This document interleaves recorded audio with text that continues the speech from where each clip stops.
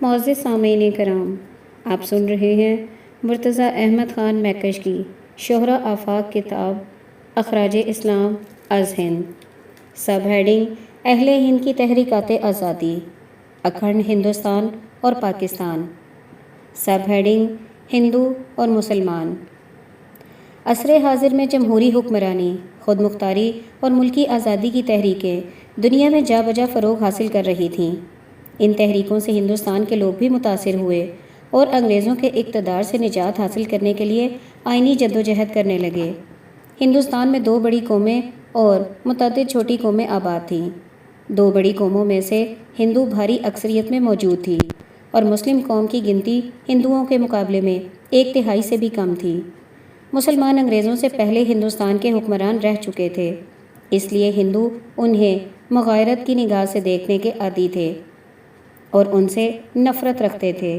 انگریزوں نے اپنی حکمرانی کے 100 سالہ دور میں پہلے ہندوؤں کو ابھارنے اور مسلمانوں کو پامال کرنے کی حکمت عملی اختیار کی، لیکن بعد میں وہ اپنے کو ہندوستان کی اقلیتوں، قلیل تعداد رکھنے والی قوموں کا سرپرست ظاہر کرنے لگے۔ انگریزی حکومت کی اس پالیسی کے باعث مسلمان جو ہندوستان کے اندر حکمرانی اور فرما روائی کے منصب سے محروم ہو چکے تھے، پوری طرح محو ہونے سے بچ گئے اور تعلیم حاصل کر کے ایک جداگانہ قوم کی حیثیت سے اپنے سیاسی، اقتصادی، ثقافتی اور معاشرتی حقوق کا تحفظ کرنے لگے۔ سب ہیڈنگ سیاسی حقوق کی تقسیم کا سوال۔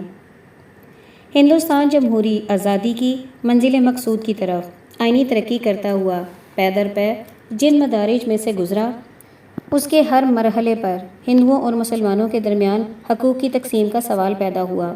ہر قدم پر ہندو قوم کی اکثریت نے مسلمانوں کو ان کا جائز حق دینے کی پرزور مخالفت کی۔ ہندو قوم کے پولیٹیشنز کی روش ہمیشہ یہ رہی کہ مسلمانوں کے جداگانہ حقوق کو تسلیم نہ کریں، بلکہ آئینہ ترقیات کے اسمار کو اپنی اکثریت کے بل پر اپنی قوم ہی کے لیے مختص کرتے چلے جائیں۔ ان کی دلیل یہ تھی کہ ایک ملک میں بسنے والے تمام لوگ ایک ہی قوم شمار ہونے چاہئیں۔ آئینی ترقیات کا اعطا حکمران قوم یعنی انگریز کے ہاتھ میں تھا، اس لیے ترقی کے ہر مرحلے پر مسلمانوں کو ان کے واجبی سے حقوق ملتے رہے اور برطانوی حکمران اپنے ان مواعید کی پاسداری کرتے رہے جو وہ وقتاً فوقتاً ہندوستان کی اقلیتوں کو ہندو قوم کی غالب اکثریت کے ظلم و تشدد سے بچانے کے متعلق کرتے رہتے تھے۔ سب ہیڈنگ پاکستان کے تخیل کی تخلیق۔ مجھے اس موقع پر ہندوستان کی آئینی ترقی کے تمام مراحل کا تذکرہ کرنے کی ضرورت نہیں، صرف یہ کہہ دینا کافی ہے کہ سیاسی حقوق کی بانٹ کے سلسلے میں ہندوؤں اور مسلمانوں کی یہ کشمکش بالآخر مسلمانوں میں ایک نیا سیاسی فکر پیدا کرنے پر منتج ہوئی۔ وہ فکر یہ تھا کہ ہندوستان کے آزاد ہو جانے کی صورت میں جب کوئی تیسری با اقتدار طاقت حکم بن کر فیصلہ کرنے کے لیے باقی نہ رہے گی تو ہندو اپنی اکثریت کے بل پر مسلمانوں کو تباہ و برباد کر دیں گے۔ اس لیے انہیں چاہیے کہ ہندوستان کے ایسے اقطاع کو جن میں ان کی آبادی غالب اکثریت میں ہے الگ کر کے مسلمانوں کا ایک آزاد ملک بنا لیں۔ باقی ماندہ ہندوستان میں ہندو اپنی غالب اکثریت کے باعث اپنی آزاد مملکت قائم کر لیں۔ اس صورت میں دونوں قوموں کو اپنے اپنے فکر و رجحان کے مطابق اپنے اپنے مستقبل کی تعمیر کا موقع مل جائے گا اور آئے دن کے جھگڑے ہمیشہ کے لیے رخصت ہو جائیں گے۔ مسلمانوں کے سیاسی مفکرین میں سے بعض نے 1928 کے آغاز میں ہوا کا رخ بھانپ کر کہہ دیا تھا کہ ہندوستان کے فرقہ وارانہ مسائل کا حل ہندوؤں کے لیے الگ اور مسلمانوں کے لیے الگ قومی وطن بنانے میں ہے، اور ایسا کرنے کے لیے آبادیوں کی قدرتی تقسیم بھی صریح اشارات کر رہی ہے۔ یعنی ہندوستان کے شمال میں مسلمانوں کی غالب اکثریت رکھنے والے صوبوں کا ایک ایسا بلاک بنا بنایا موجود ہے جسے مسلمان ہندوؤں سے الگ ہو جانے کی صورت میں اپنا قومی وطن قرار دے سکتے ہیں۔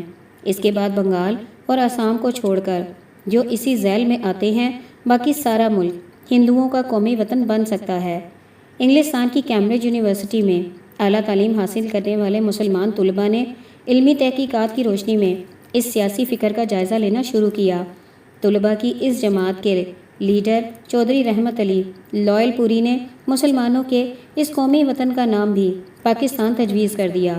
اس نام کے متعلق چودھری رحمت علی کی تصریح یہ تھی کہ پاکستان کا حرف پے پنجاب سے، الف افغانی صوبہ سرحد سے، کاف کشمیر سے، سین سندھ سے اور تان بلوچستان سے لیا گیا ہے۔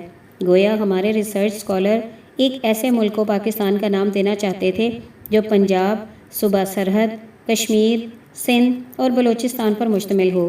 یہ نیا سیاسی فکر آہستہ آہستہ مسلم سیاست دانوں کی توجیہات کو اپنی جانب جلب کرنے لگا۔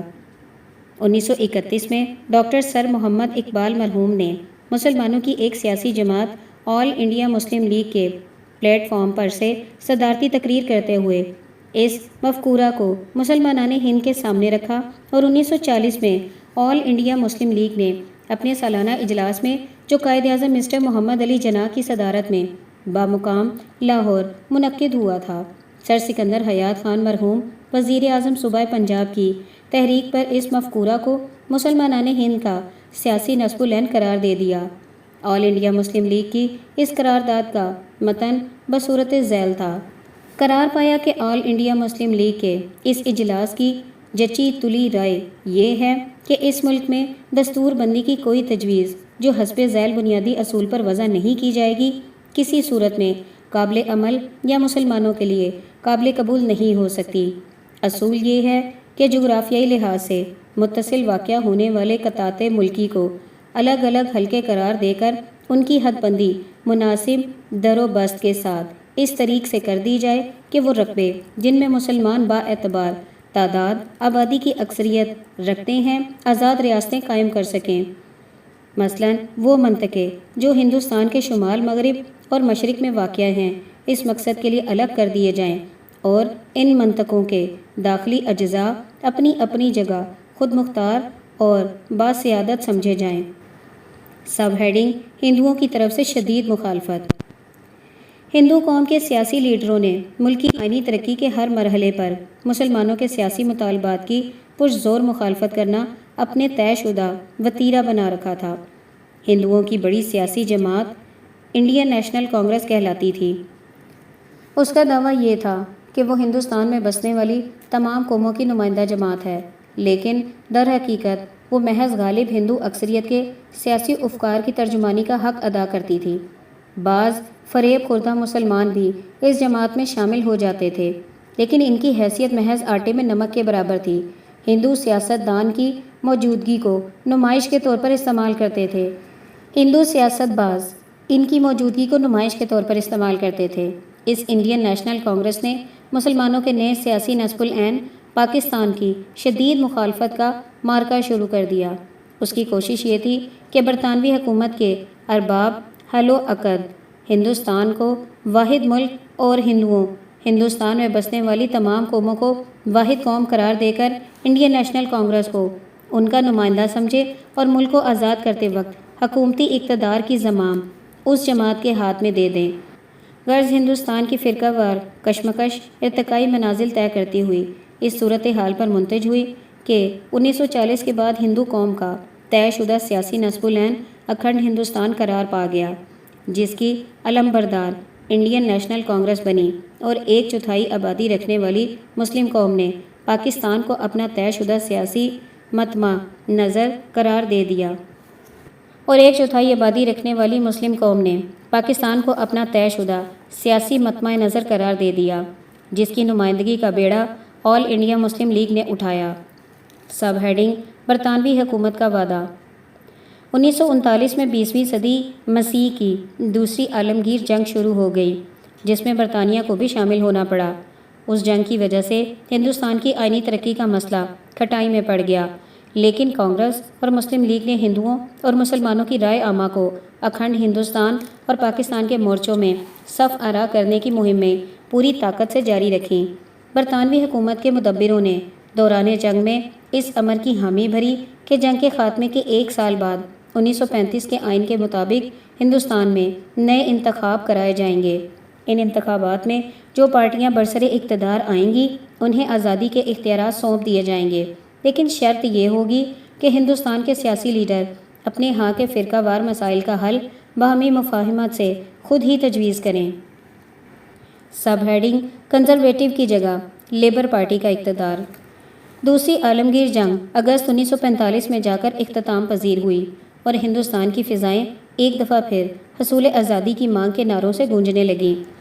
متذکرہ صدر وعدہ برطانوی حکومت نے کنزرویٹو پارٹی کے مدبروں کی زبان سے کیا تھا، جو جنگ کے دوران میں برطانیہ عظمیٰ کے اندر برسر اقتدار جماعت تھی۔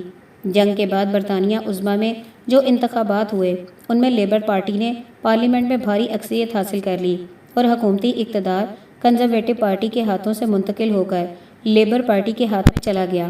لیبر پارٹی کے لیڈر عام طور پر اہل ہند کے مطالبہ آزادی کی حمایت کیا کرتے تھے اور انڈین نیشنل کانگریس کے ہندو لیڈروں کے ساتھ بہت میل جول رکھتے تھے۔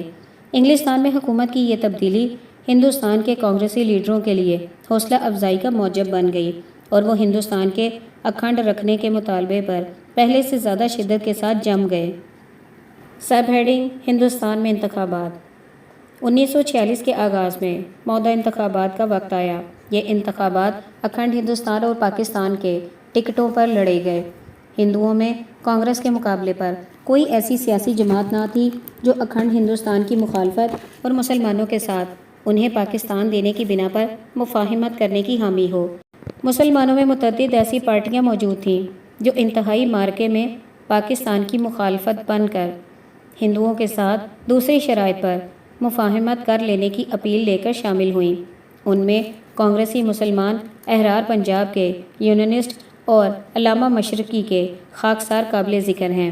انتخابات کے نتائج نکلے تو ہندو قوم کی رائے عامہ اکھنڈ ہندوستان کے مورچے پر منظم کھڑی نظر آئی، یعنی ہندو حلقوں سے کانگریسی پارٹی کے امیدوار 90% کامیاب ہو گئے۔